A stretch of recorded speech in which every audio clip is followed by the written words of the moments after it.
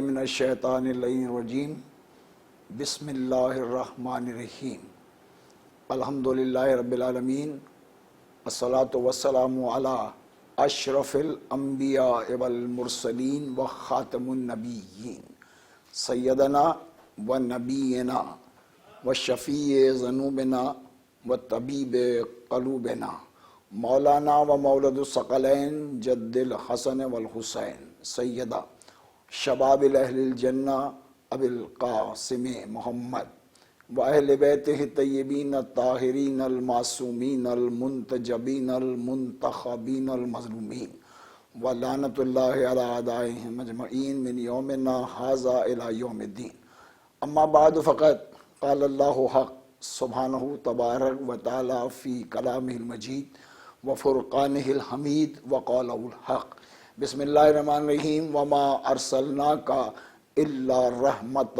للعالمین۔ ناظرین گرامی مرتبت عاشقان رسول خدا صلی اللہ علیہ وآلہ وسلم، یہ پروگرام منتظر چینل سے 17 ربیع الاول کے حوالے سے نشر کیا جا رہا ہے۔ اس میں مبارک ساعتیں ہیں ماہ ربیع الاول کا۔ یہ مقدس مہینہ ہے جو رحمتوں کا مہینہ ہے، برکتوں کا مہینہ ہے، یاسین کی آمد کا مہینہ ہے، طٰہٰ کی آمد کا مہینہ ہے، سرکار ختمی مرتبت کی پاکیزہ ولادت باسعادت کا مہینہ ہے۔ اللہ رب العزت نے اپنے مقدس اور پاکیزہ رسول کو پوری عالمین کے لیے رحمت بنا کر بھیجا۔ اللہ رب العزت نے جب اپنی توحید کا تعارف کرایا تو ارشاد فرمایا کہ ہم رب العالمین ہیں۔ عالمین کے رب کو خالق کائنات مالک دو جہاں کہا جاتا ہے، اور جو رحمت بن کر آئے پوری کائنات کے لیے انہیں رحمت للعالمین، یعنی کہ محمد مصطفیٰ صلی اللہ علیہ وآلہ وسلم کی ذات گرامی کو صرف شہروں تک محدود نہیں کیا جا سکتا۔ نبی معظم کی ذات مقدس صرف مکے تک محدود نہیں ہے، مدینے تک محدود نہیں ہے، کسی اسلامی ریاست تک محدود نہیں ہے۔ یہ نبی کریم کی ایک شان گرامی ہے جو اللہ رب العزت نے عالمین کے لیے رحمت بنا کر بھیجا ہے۔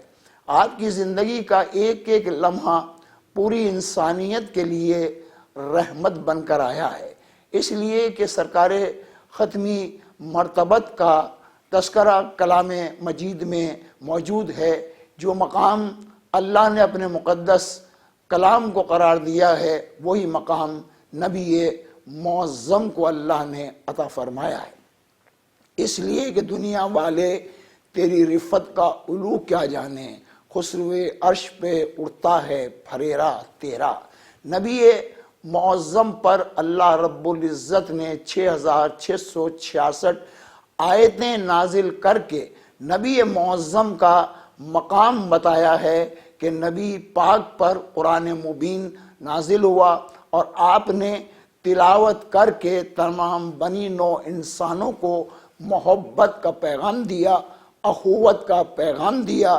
نبی معظم کی مکی زندگی اٹھا کر دیکھیے، 13 برس تک آپ نے دین حق کی تبلیغ کر کے وحشی زدہ انسانوں کو محبت کا پیغام دیا کہ عرب کے اندر جو ہے وہ انسانیت کی کوئی تبلیغ کرنے والا نہیں تھا، لیکن سرکار ختمی مرتبت نے ان کافروں کے درمیان محبت کا پیغام دے کر، اخوت کا پیغام دے کر زمانے والوں کو یہ بتایا کہ مقام انسانیت اللہ کی نگاہ میں بہت اشرف ہے اور بڑی محترم ہے، اور یہی پیغام نبی معظم کی سنت میں اور کردار میں ملتا ہے۔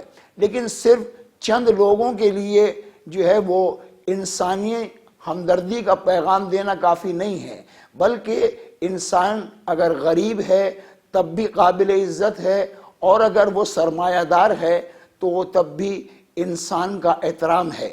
لیکن یہ سنت رسول نہیں ہے کہ جہاں پر انسانیت کا شرف بیان کر رہے ہو، اور اگر کوئی دولت مند ہے، پیسے والا ہے، اس کے لیے تو آپ انسانی تبلیغ کا پیغام دیں، لیکن جو غریب ہے اور اس کے وسائل نہیں ہیں اس کے لیے آپ کے دل میں کوئی ہمدردی نہ ہو، یہ انسانیت کا پیغام نہیں ہے، یہ ہمارے رسول پاک کا پیغام نہیں ہے۔ جھوٹ بولتا ہے جو صرف وقتی طور پر انسانیت کے تقاضوں کو ایک سرمایہ دار کے لیے تو وہ استعمال کرتا ہے کہ تمام فیسلٹیز جو ہیں وہ دولت مند کو تو دے دی جائیں، لیکن جو غریب ہے، قسم پرسی میں ہے، یہ پیغام میرے نبی پاک کا پیغام نہیں ہے، یہ سیرت پیغمبر نہیں ہے۔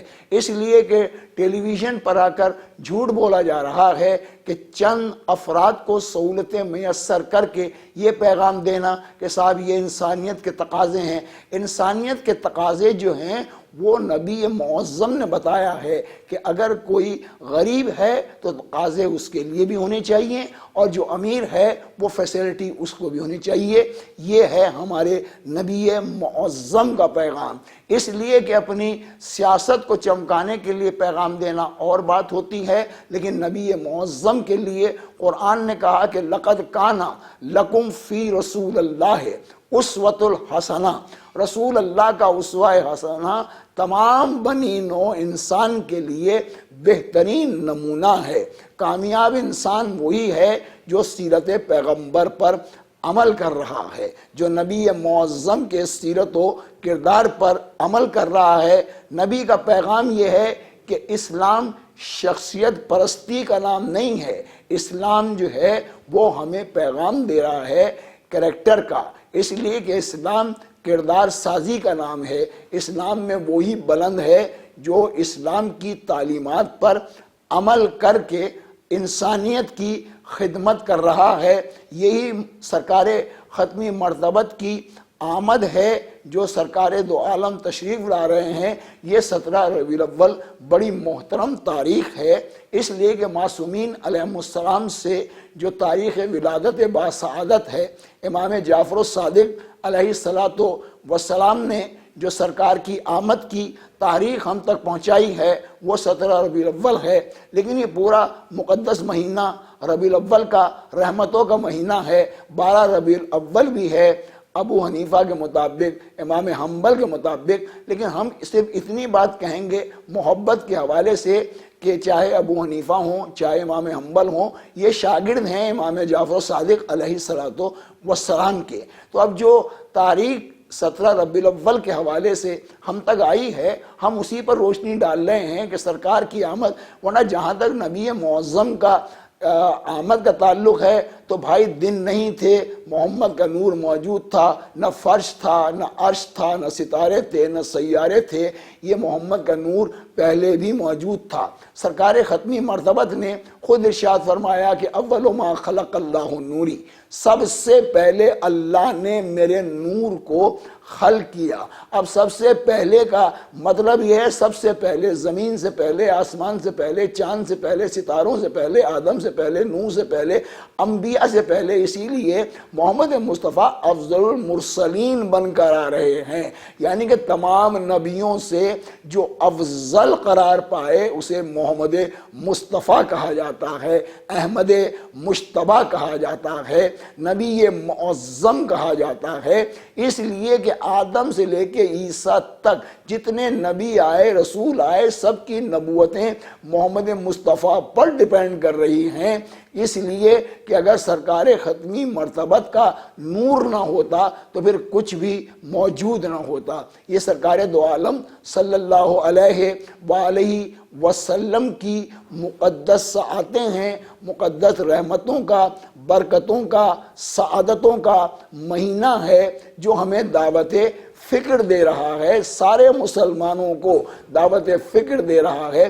نبی ہی کا ارشاد ہے اول ما خلق اللہ نوری انا و علی من نور واحد، سب سے پہلے اللہ نے میرے نور کو خلق کیا، میں اور علی ایک ہی نور سے ہیں، یعنی کہ نور حصوں میں نہیں ہوتا، ایک ہی نور سے ہیں۔ جہاں سے محمد مصطفیٰ کا نور آ رہا ہے وہاں سے مولا متقیان امیر المومنین کا نور آ رہا ہے۔ یہاں پر اللہ نے جب اپنی توحید کا تعارف کرایا ہے عزیزان محترم، تو اللہ نے کہا قل هو واللہ احد، اللہ احد ہے۔ احد کی جمع نہیں ہوتی، اس لیے کہ بس اللہ کے علاوہ کوئی بھی جو ہے اس میں شامل نہیں ہو سکتا۔ لیکن عزیزان محترم جب نور کی بات آئی تو یہاں پر لفظ واحد استعمال ہوا، واحد کی جمع ہوتی ہے لیکن احد کی جمع نہیں ہوتی۔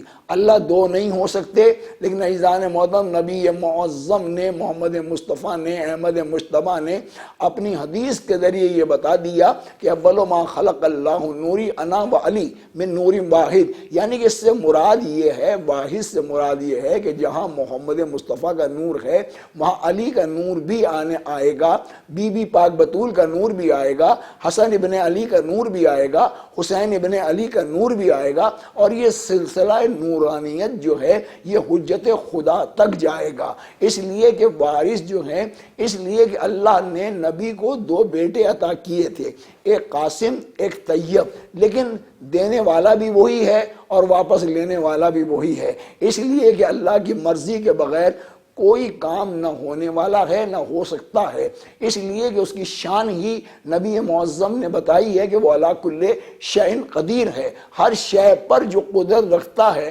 اسے رب العالمین کہتے ہیں، اور جو کائنات کے لیے رحمت بن کر آئے اسے وما ارسلناک الا رحمت للعالمین کہا جاتا ہے۔ یہ عالمین کے لیے جو ہے جو رحمت بن کر آئے ہیں، اور اللہ نے ارسال کیا ہے نبی کے نور کو۔ ارسال وہ چیز ہوتی ہے جو پہلے سے موجود ہو۔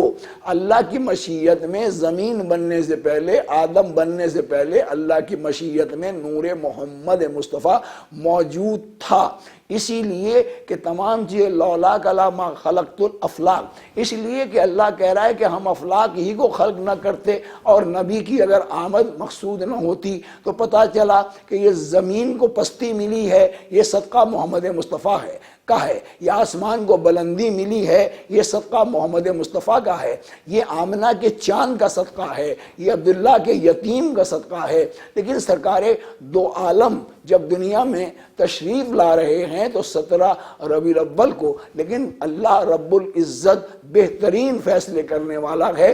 اللہ رب العزت نے نبی معظم کو رحمت للعالمین بنایا، لیکن ماں کی شفقت سے بھی محروم رکھا، باپ کی شفقت سے بھی محروم رکھا، یتیم آپ بن کر آئے، لیکن سارے زمانے میں سرکار دو عالم نے یتیموں کی نگہبانی کا پیغام بھی دیا ہے، بے سہاروں کو سہارا دینے کا جو ہے وہ اعلان بھی کیا ہے، عمل بھی کر کے بتایا ہے۔ اب سرکار محمد مصطفیٰ صلی اللہ علیہ وآلہ وسلم کو شرف ملا کہ جناب عبد المطلب کی آپ گود میں رہے، ماں کی گود میں آپ کو عرصہ نہیں ملا، باپ کی شفقت سے آپ محروم رہے، لیکن سرکار عبد المطلب نے آپ کی پرورش کی۔ اس کے بعد نبی معظم کی پرورش کی ذمہ داری رسول اللہ کی صلی اللہ علیہ وآلہ وسلم کی پرورش کی ذمہ داری سرکار ابو طالب علیہ السلام کے سپرد کی، اس لیے کہ آپ جانتے تھے کہ کافر کا معاشرہ جو ہے وہ کس قدر نبی معظم کا دشمن بھی ہے، اور نگہبانی کے فرائض سرکار ابو طالب علیہ السلام کو سپرد کیے گئے۔ آپ نے سرکار محمد مصطفیٰ کو اپنی آغوش میں پالا، ہر خطرات سے محمد مصطفیٰ کو آپ نے بچایا۔ غذا کا اہتمام بھی حضرت ابو طالب علیہ السلام کر رہے ہیں، آپ کی نگہبانی کا جو ہے انتظام بھی سرکار ابو طالب علیہ السلام کر رہے ہیں۔ اب زمانہ سرکار ابو طالب علیہ السلام کے بارے میں، ایمان کے بارے میں کچھ کہے، مجھے اس سے سروکار نہیں، میں صرف اتنا جانتا ہوں کہ سرکار ابو طالب علیہ السلام نگہبانی کر رہے ہیں رسول کی، تو اس لیے کہ کفر کبھی بھی جو ہے وہ نبوت جو ہے وہ کفر کی آغوش میں کبھی آ نہیں سکتی، اس لیے کہ آیت تطہیر میں نبی کی عصمت و طہارت کا اعلان اللہ نے کر دیا۔ سورہ احزاب ہے، 33واں سورہ ہے، ہے، آیت کا نشان بھی 33 ہے، جس میں عصمت کا اعلان کیا جا رہا ہے کہ انما یرید اللہ لیذھب عنکم الرجس اہل البیت ویطہرکم تطہیرا، اللہ نے ارادہ کیا ہے کہ خمسہ نجبہ سے ہر نجاست کو اللہ نے دور رکھا ہے۔ تو اب خمسہ نجبہ میں رسول بھی موجود ہیں، علی بھی موجود ہیں، بطول بھی موجود ہیں، حسن بھی موجود ہیں۔ یہاں سے اندازہ لگائیے کہ بیٹے دے کر واپس لے لیے، ایک لمحے کے لیے محمد مصطفیٰ رنجیدہ ہوئے کہ بیٹے دیے اللہ نے لے لیے، لیکن فوراً جبریل سورہ کوثر لے کر آئے اور شان رسول میں سورہ کوثر کو پیش کیا، اور اللہ نے اعلان کیا کہ میرے حبیب کو تسلی دو، پیغام دو کہ انا آتینا کل کوثر فصل لربک وانحر انا شانئک هو الابتر، اے میرے حبیب ہم تو آپ کو اولاد کثیر عطا فرمائیں گے، اس لیے کہ ہم نے فیصلہ کر لیا ہے حوض کوثر آپ کے تقدیر میں آئے گا، اور یہ جو سلسلہ ہے اولاد کثیر کا یہ آپ کی نسل میں آئے گا، آپ کی بیٹی سے سلسلہ امامت کو ہم جاری کریں گے، آپ کی بیٹی کا بیٹا حسن بھی امام ہوگا، حسین بھی امام ہوگا، علی ابن حسین بھی امام ہوگا، باقر بھی امام ہوگا، جعفر بھی امام ہوگا، موسیٰ کاظم بھی امام ہوگا، رضا غریب بھی امام ہوگا، امام تقی بھی امام ہوں گے، امام نقی بھی امام ہوں گے، امام حسن عسکری بھی منصب امامت پر فائز ہوں گے، اور آپ کی ذریت میں جو آخری بیٹا آئے گا وہ حجت خدا بن کر پوری کائنات میں نظام کائنات کو جاری رکھے گا۔ جب تک وہ نہیں آئے گا قیامت نہیں آ سکتی، قیامت بھی اس کی منتظر کہلائے گی، الیاس بھی اس کا انتظار کرے گا، خضر بھی انتظار کرے گا۔ یہ ہے جناب رسالت مآب کو پر سورہ کوثر۔ یہ سورہ کوثر اور سورہ دہر کسی مولوی کے لیے نازل نہیں ہوا ہے، کسی مفتی کے لیے نازل نہیں ہوا ہے، کسی عمل صالح کرنے والے کے لیے نازل نہیں ہوا ہے۔ سورہ کوثر کا مصداق کل بھی رسول کی بیٹی جناب سیدہ تھیں اور آج بھی جناب سیدہ ہیں، کیونکہ جناب سیدہ کے 11 بیٹے منصب امامت پر فائز ہیں اور رسالت کے امین بن کر انہوں نے زندگیاں جو ہیں وہ گزاری ہیں۔ کسی لمحے کے لیے کوئی بھی جھوٹ ان کے قریب نہیں آ سکتا۔ یہ صداقت کا منبع کل بھی تھے، صداقت کا منبع آج بھی ہیں۔ اب یہاں سے اندازہ لگا لیجئے کہ حضرت ابو طالب علیہ السلام جن کی آغوش میں رسالت پرورش پا رہی ہے، علی جیسا امام جو ہے وہ منصب امامت پر فائز ہے اور گود میں ابو طالب کی ہے۔ یہاں تک تاریخ نے لکھا ہے کہ رسالت مآب چھوٹے تھے تو رسول خدا جو ہے وہ گود میں ہیں جناب ابو طالب علیہ السلام کی، تو پہلے کھجور خود چباتے، اس کے بعد رسول کے دہن میں ڈالا کرتے تھے۔ اب یہاں سے اندازہ لگا لیجئے کہ سرکار ابو طالب علیہ السلام کو اللہ رب العزت نے یہ کتنا بڑا شرف دیا ہے کہ سارے نبیوں میں اگر کسی کا شرف ہے تو اسے محمد مصطفیٰ کہتے ہیں، اور محمد مصطفیٰ کے خدمت گزاروں میں اگر کسی کو کوئی شرف ہے تو سرکار ابو طالب علیہ السلام کہا جاتا ہے، اس لیے کہ کافر کی ہاتھ کی غذا نبی کے دہن تک نہیں جا سکتی، اس لیے کہ کافر نجس ہوتا ہے، مشرک نجس ہوتا ہے۔ تو یہاں سے عصمت و طہارت ابو طالب علیہ السلام بھی سامنے آ رہی ہے 17 ربیع الاول کو، کہ جب نبی آ رہے ہیں، کس کی آغوش میں آ رہے ہیں، کون پالنے والا ہے، کون نگہبانی کرنے والا ہے۔ ظاہر ہے کہ داعی علیمہ کا ایک بہت بڑا اپنی جگہ مقام ہے کہ ان کی گود میں رسول آئے، لیکن عزیزان محترم نگہبانی کرنے والوں میں جو مقام حضرت ابو طالب علیہ السلام کا ہے وہ کسی کا مقام جو ہے وہ نہیں ہے، اس لیے کہ سرکار ختمی مرتبت کی ولادت بھی اپنے گھر نہیں ہوئی، جناب عبداللہ کے گھر یہ نور نہیں آیا، یہ نور بھی آیا ہے تو شیب ابو طالب میں آیا ہے، اس لیے کہ شیب ابو طالب کا مقام بھی خدا نے بلند کر دیا کہ جہاں ہمارا آخری رسول، اس لیے کہ یہ رسول عام رسول نہیں ہے، یہ بنی اسرائیل کے عام رسولوں میں سرکار دو عالم کا نام نہیں آتا، بھائی صاحب یہ افضل المرسلین ہیں، موسیٰ کا بہت بڑا مقام ہے، اس لیے کہ توریت لے کے آئے ہیں، صاحب شریعت نبی ہیں، لیکن موسیٰ کی منزل اپنی جگہ ہے، موسیٰ کا مقام اپنی جگہ ہے، موسیٰ کی عظمت اپنی جگہ ہے، کہ ماں نے دیکھا کہ خطرات میں ہیں تو جناب موسیٰ کی والدہ ماجدہ نے آپ کو لہروں کے حوالے کیا، پانی کے حوالے کر دیا، پانی میں تیرتے ہوئے وہ اس مقام پر گئے۔ فرعون چاہتا تھا کہ میں گود میں لے لوں، لیکن عزیزان محترم یہ اللہ نے فیصلہ کر لیا تھا کہ موسیٰ میرا رسول ہے، یہ نجس گود میں نہیں جائے گا۔ جناب آسیہ کی گود میں جناب موسیٰ علیہ السلام آئے، پرورش بھی جناب آسیہ نے کی۔ اب یہاں غور و فکر کرنا چاہیے، سرکار کا ذکر ضرور کیجئے، نبی کی آمد کے جشن ضرور منائیے، لیکن حقیقت کے پہلو کو بھی دامن سے جانے نہ دیجئے۔ بتائیے زمانے والوں کو کہ کیا مقام ہے جناب موسیٰ علیہ السلام کا کہ فرعون کے گھر میں پرورش پا رہے ہیں، نگہبانی بھی وہیں ہو رہی ہے، گھر میں رہ بھی ہیں، غذا بھی مل رہی ہے، لیکن عزیزان محترم فرعون کی جرت نہیں ہوئی کہ موسیٰ کو ہاتھ بھی لگا لے، کیونکہ فرعون نجس ہے، موسیٰ پاکیزہ بن کر آیا ہے، کتاب لے کر آیا ہے، ہدایت دینے کے لیے آیا ہے۔ تو منبع جو ہے وہ تعلیمات کا یہ بنا ہے کہ علم کو دیکھو عزیزان محترم، اور طہارت کو دیکھو، عصمت کو دیکھو۔ آسیہ پال رہی ہے عزیزان محترم، لیکن موسیٰ نے کسی کا دودھ نہیں پیا۔ اللہ نے یہ اہتمام بھی کیا کہ موسیٰ علیہ السلام نے اپنے مادر گرامی ہی اس کے ذریعے جو ہے شیر حاصل کیا۔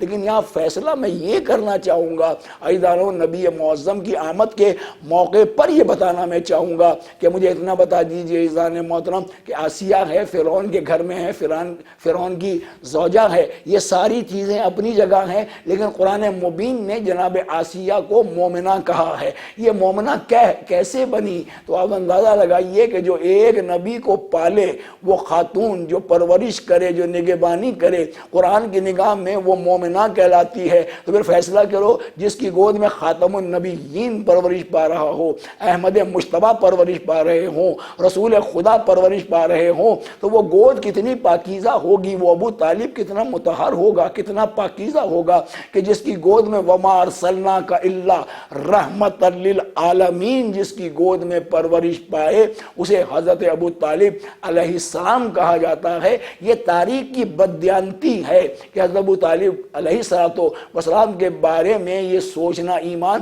میں تو صرف اتنا کہوں گا کہ ابو طالب کا بیٹا ہی کل ایمان ہے، اور تو مجھے تاریخ اسلام میں کوئی کل ایمان نظر نہیں آتا۔ تو مجھے بتاؤ جس کا بیٹا کل ایمان ہے، اس کے باپ کی منزلت کون بیان کر سکتا ہے؟ کون سرکار دو عالم کے فضائل کو بیان کر سکتا ہے؟ اس لیے جہاں تک سچائی کی بات ہے تو آپ سے زیادہ سچ بولنے والا کوئی نہیں ہے، آپ سے زیادہ رحم کرنے والا کوئی نہیں ہے، آپ سے زیادہ دیانتدار کوئی نہیں ہے، آپ سے زیادہ فضیلت آپ کوئی مجھے نظر نہیں آ رہا ہے کہ آپ نے اتنا سچ بولا، اتنی امانتوں میں امانت داری دکھائی کہ کافر نبی نہیں مانتے تھے، محمد مصطفیٰ کو نبی نہیں مانتے تھے، لیکن سارے کافر نبی معظم کو امین مانتے تھے، صادق مانتے تھے۔ مسلمانوں نے صادق نہیں مانا پہلے، سب سے پہلے کافروں نے محمد مصطفیٰ کو صادق بھی مانا ہے، امین بھی مانا ہے۔ جب کوسچن کیا گیا کافروں سے کہ تم یہ محمد ہیں جو نبوت کا دعویٰ کر رہے ہیں، تم امین مانتے ہو کیوں، صادق مانتے کیوں؟ تو کافروں نے جواب دیا اس لیے امین مانتے ہیں کہ ہم نے امانتیں رکھوائیں، اس نے کسی قسم کا فریب نہیں کیا، دھوکہ نہیں دیا۔ اس سے زیادہ سرزمین عرب پر کوئی امانت کا رکھوانے والا نہیں ہے، اس سے زیادہ سچ بولنے والا کوئی نہیں ہے۔ اور جناب رسالت مآب نے محبت اور اخوت کا پیغام بھی دیا، انتقام بازی سے منع کیا ہے، فریب سے منع کیا ہے، اور یہ حکم دیا ہے کہ اگر بیمار کوئی ہو جائے تو اس کی تیمارداری کے لیے جانا بھی سنت پیغمبر ہے۔ اس لیے کہ نبی معظم نے وہ کردار ادا کیا ہے، قربان جاؤں میں محمد مصطفیٰ کے، امین نبی کے، صادق نبی کے، محمد مصطفیٰ کے، احمد مجتبیٰ کے، یاسین نبی کے، طٰہٰ نبی کے۔ یہ منزل ہے میرے نبی معظم کی۔ پھر یہاں سے آپ اندازہ لگا لیجئے کہ کوڑا کرکٹ ڈالنے والی خاتون جب نبی کو 2-3 دن کے بعد نظر نہیں آئی کہ اب وہ کوڑا ڈالنے والی نہیں ہے، تو نبی نے اپنے صحابہ سے پوچھا وہ خاتون کہاں ہے؟ کہا کہ وہ علیل ہے۔ تو آپ اس کی عیادت کے لیے گھر گئے، جب گھر گئے تو وہ خاتون کہتی ہے میں بیمار ہوں، شاید آپ انتقام لینے کے لیے آئے ہیں۔ اے عبداللہ کے لال آپ انتقام، تو نبی معظم نے کہا ہم انتقام لینے نہیں آئے ہیں، ہم تو تیری عیادت کرنے کے لیے آئے ہیں۔ یہ میسج دے رہے ہیں محمد مصطفیٰ کہ اگر کوئی بدترین تمہارا دشمن بھی ہو تو اس کی عیادت کے لیے جاؤ، اسے ہی سیرت پیغمبر کہا جاتا ہے۔ اور جو تمہیں امانت رکھوائے اس کی امانتوں کو واپس کرو، اس لیے کہ اللہ کی جانب سے آپ امین بھی بن کر آئے، صادق بھی بن کر آئے۔ نبی معظم نے اپنی زندگی میں قرآن کی قسم اپنا جانشین بھی دکھایا ہے، بتایا ہے، اپنے بعد دین کو کہاں سے فالو کرنا ہے وہ راستے بھی نبی اپنی زندگی میں بتا کر گئے ہیں کہ جب ہجرت کر کے نبی جا رہے ہیں مکے سے تو بستر پر مولا کائنات امیر المومنین علیہ السلام کو مقدس بستر ہے نبی کا۔ ظاہر ہے کہ جب نبی اتنا طیب ہے تو جس مقام پر نبی قیام کرے گا وہ قیام کی جگہ بھی کتنی معتبر ہوگی۔ علی سے کہا کہ آپ بستر پر لیٹ جاؤ، خطرات ہیں اس لیے کہ کافر موجود ہیں، تلواریں موجود ہیں، برہنہ تلواریں موجود ہیں، سفیان کا لشکر ہے، سفیان دشمن ہے، عزیزان میں دین کا بھی دشمن ہے، اسلام کا بھی دشمن ہے، عزیزان محترم، لیکن آپ مولا کائنات کو لٹا رہے ہیں، امانتیں دے رہے ہیں۔ علی یہ امانتیں ہیں، یہ کافروں کو دے کر تم بھی آ جانا۔ اب یہاں سے اندازہ لگا لیا نبی معظم نے کافروں کی امانتیں علی کے علاوہ کسی کو نہیں دی۔ بڑی ذمہ داری سے یہ میرا میسیج پوری دنیا میں جا رہا ہے۔ پروردگار عالم کی بارگاہ میں دعا گو بھی ہوں ایزانہ منتظر چینل کے لیے، ہم حق کی بات کر رہے ہیں اس لیے کہ حق کو صداقت کا پیغام دینے کے لیے محمد مصطفیٰ آئے ہیں، امانت کا پیغام دینے کے لیے محمد مصطفیٰ آئے ہیں، صداقت کا پیغام دینے کے لیے محمد مصطفیٰ آئے۔ علی کو سپرد کیا کہ یہ کافروں کی امانتیں ہیں، یہ دے کر واپس آ جانا ہمارے پاس۔ تو اب یہاں سے اندازہ لگا لیجئے کہ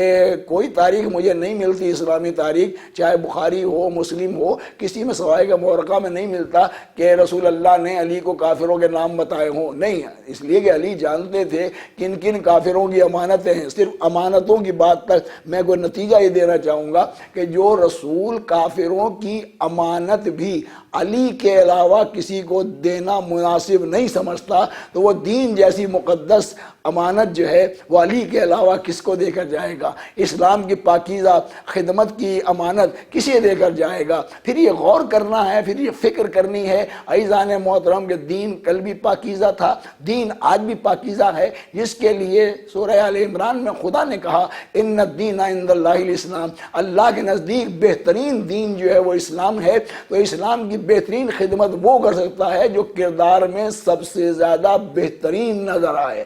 رسول اللہ کے بعد اگر کردار دیکھا جائے تو علی کا کردار نظر آتا ہے، جناب سیدہ کا کردار نظر آتا ہے، جناب مولا حسن علیہ السلام کا کردار نظر آتا ہے۔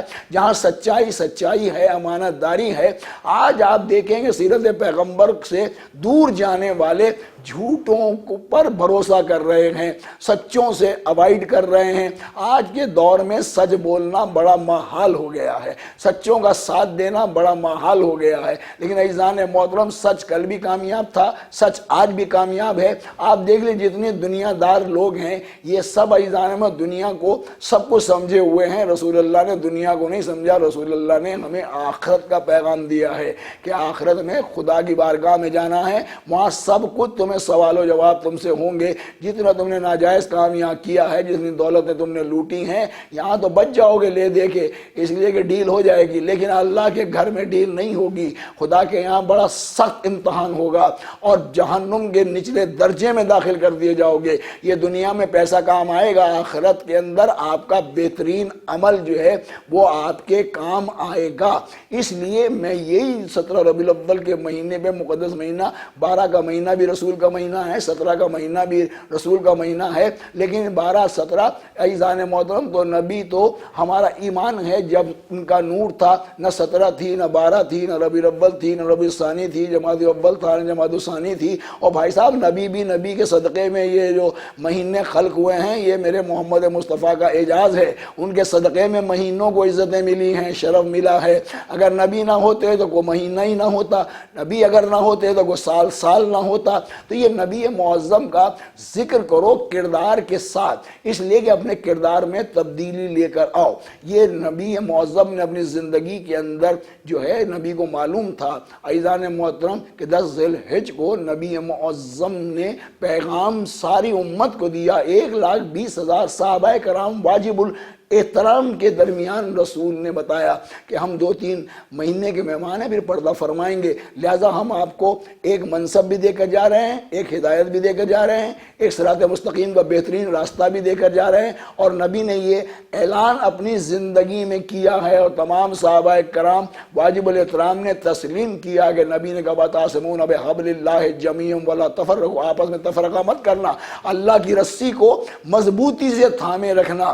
اس لیے کہ نبی نے بتایا بھی ہے، دکھایا بھی ہے. اب نہ دیکھنا آپ کی سمجھ میں آئے، نہ بتانا سمجھ میں آئے، نبی ارشاد فرما کے گئے ہیں کہ انی تارکم فیکم الثقلین کتاب اللہ و عطرتی اہل بیتی، میں تمہارے درمیان 2 وزنی چیزیں چھوڑ کر جا رہا ہوں. اب اندازہ لگا لیے جتنا وزن قرآن کا ہے اتنا ہی وزن اہل بیت کا ہے، جتنی صداقت قرآن کی ہے اتنی صداقت اہل بیت کو عطا کی گئی ہے. نبی نے کہا ہے کہ 2 چیزیں چھوڑ رہا ہوں، ایک قرآن چھوڑ رہا ہوں، ایک اپنی عطرت اولاد کو کہتے ہیں. عزیزان محترم رسول کی اولاد میں اعزاء میں خمسہ نوجوان کل بھی تھے، آج بھی ہیں. سیرت کا گلدستہ یہ کل بھی تھے، سیرت کا گلدستہ آج بھی ائمہ طاہرین ہیں. اس لیے کہ رسول کی سیرت کو آپ پڑھ لیجئے اور دیکھ لیجئے، اور پھر جو رسول کی گود میں پلے ہیں، حوض کوثر کی دھلی ہوئی زبان چوسی ہے، ان میں علی کا نام آتا ہے، فاطمہ کا نام آتا ہے، حسن کا نام آتا ہے، حسین کا نام آتا ہے، حسین کا نام آتا ہے، جناب زینب سلام اللہ علیہ کا نام آتا ہے. اب ان کے کردار اٹھا کر دیکھ لیجئے کہ دین پر کہیں سودے بازی کرتے ہوئے یہ نظر نہیں آ رہے ہیں. تو پتہ یہ چلا کہ سب کچھ دین کے لیے ہے. دنیا والے تیری رفت کا علو کیا جانے، خسرو عرش پہ اڑتا ہے پھریرا تیرا. علامہ اقبال نے تو آمد رسول پر بہترین خراج عقیدت پیش کیا کہ کی محمد سے وفا تو نے تو ہم تیرے ہیں، یہ جہاں چیز ہے کیا لوہو قلم تیرے ہیں. جب ہم سرکار ختمی مرتبت کی سیرت و کردار کو اپنا لیں گے تو پھر یہ لوح و قلم کوئی چیز نہیں ہوگا. اس لیے کہ کل بھی سیرت پیغمبر ہمارے لیے منبع تھی، آج بھی ہمارے لیے سیرت محمد مصطفیٰ ایک بہترین گلدستہ ہے. خالی جھنڈے اٹھا کر یہ کہنا کہ رسول کی آمد، یہ نہیں. رسول کی آمد تو سبحان اللہ، اس لیے کہ فرشتے بھی جھوم جھوم کر کہہ رہے ہیں نبی کی آمد ہے، رسول کی آمد ہے، یاسین کی آمد ہے، طٰہٰ کی آمد ہے. بس اتنا ہی میں اپیل کروں گا کہ رسول پاک کی سیرت و کردار کی اپنانے کی بھی کوشش کیجئے، سچائی کی طرف بھی آنے دیجئے. جو قرآن کہہ رہا ہے یا ایھا الذین آمنوا اتقوا اللہ وکونوا مع الصادقین، اے صاحبان ایمان تقوی اختیار کرو، سچوں کے ساتھ ہو جاؤ. تو نبی معظم نے سچے چادر میں لے کر بتائے بھی ہیں اور مباہلے میں لا کر رسول اللہ نے دکھائے بھی ہیں. تو میں ادب کے ساتھ یہی کہوں گا کہ یا تو دیکھنے کو بھی سمجھا جائے اور ایک دم بتانے کو بھی سمجھا جائے. 5 ہی چادر میں نظر آتے ہیں مجھے، 5 ہی مباہلے میں. اس وقت قرآن کا حکم ہے فَقُلْ تَعَالَوْا نَدْعُوا أَبْنَاءَنَا وَأَبْنَاءَكُمْ وَنِسَاءَنَا وَنِسَاءَكُمْ وَأَنفُسَنَا وَأَنفُسَكُمْ ثُمَّ نَبْتَهِلْ نَجْعَلْ لَعْنَةَ اللَّهِ عَلَى الْكَاذِبِينَ. اور جو جھوٹے ہیں تو ان پہ تو خدا کی طرف سے بیزاری ہے، لعنت ہے. سچوں کے ساتھ ہو جاؤ، سچوں کا کہنا مانو. یہ ہیں اس لیے کہ صادق نبی ہیں، امین نبی ہیں. امانتیں جو تم پہ رکھوائے تو دیانتداری کے ساتھ انہیں واپس کرو. یہ پیغام ہے محمد مصطفیٰ کا. سچوں کے ساتھ ہو جاؤ، یہ پیغام ہے محمد مصطفیٰ کا. عزیزان محترم ظاہر ہے کہ مکے والے ظلم کر رہے تھے. عزیزان محترم مدینے والوں میں تقریباً 10 برس تک رسول اللہ نے اپنی سیرت و کردار سے مدینے میں تبلیغ کی ہے. 13 برس تک محمد مصطفیٰ نے مکے کے کافروں میں تبلیغ کی اور پیغام امانت کا دیا، صداقت کا دیا، سچائی کا پیغام دیا. تبلیغ کا مطلب یہ ہے کہ جو رسول اللہ نے تبلیغ کی اور میسیج دیا وہ اپنے جو ہے وہ جا کے اجتماعات میں وہ پیغام پہنچاؤ. اس لیے کہ جھوٹ کا تعلق کوئی اسلام سے نقل تھا نہ آج تھا. بس ہم اتنا ہی پیغام جو ہے وہ دے رہے ہیں 17 ربیع الاول کے حوالے سے. عزیزان محترم کہ نور علی نور آ رہا ہے، نبی معظم تشریف لا رہے ہیں، ان کا استقبال جو ہے وہ ہمیں کرنا ہے. لیکن اس کی ساتھ ساتھ نبی معظم کے سیرت و کردار پر یہ قرآن کے جملے ہیں جو آخری میں عرض کر رہا ہوں کہ جو محمد دے وہ لے لو، جس سے منع کرے اس سے باز آ جاؤ. تو نبی معظم نے صداقت دی، اہل بیت دیے، دیانتداری کا پیغام دیا، اخوت کا پیغام دیا، بھائی چارے کا پیغام دیا۔ اسلام میں لڑائی جھگڑا نہ کل تھا نہ آج تھا، تفرقہ بازی کی گنجائش اسلام میں کل بھی نہیں تھی، اسلام میں آج بھی نہیں ہے۔ بس اتنا ہی کہہ کے ایزان بمصطفیٰ برساں خیش راکدی ہماؤست، اگر بہو نہ لگی تمام بو لہبی۔ علامہ اقبال کہہ رہے ہیں کہ آپ جو ہے وہ رسول اللہ کے قدموں میں آؤ، اس لیے کہ رسول اللہ کے احکامات سے دوری جو ہے وہ ابو لہب کے دروازے پر تمہیں لے جائے گی۔ بمصطفیٰ برساں خیش راکدی ہماؤست، اگر بہو نہ رسیدی تمام بو لہبی، اگر تم نے محمد مصطفیٰ کے کردار کی معرفت کو حاصل نہ کیا یا نبی کی محبت کو تم نے جو ہے وہ تسلیم نہ کیا، تو اقبال کی نگاہ میں سب کے سب ابو لہب ہو جائیں گے۔ تو بھائی یہ فیصلہ ہو گیا، علامہ اقبال نے جو ہے یہ فیصلہ دے دیا کہ اب ابو لہب نہ بنو بلکہ محمد مصطفیٰ کے سچے امتی بنو، سچائی کا پرچار کرو، جھوٹ سے بیزاری کا اعلان کرو۔ وما علینا الا البلاغ المبین۔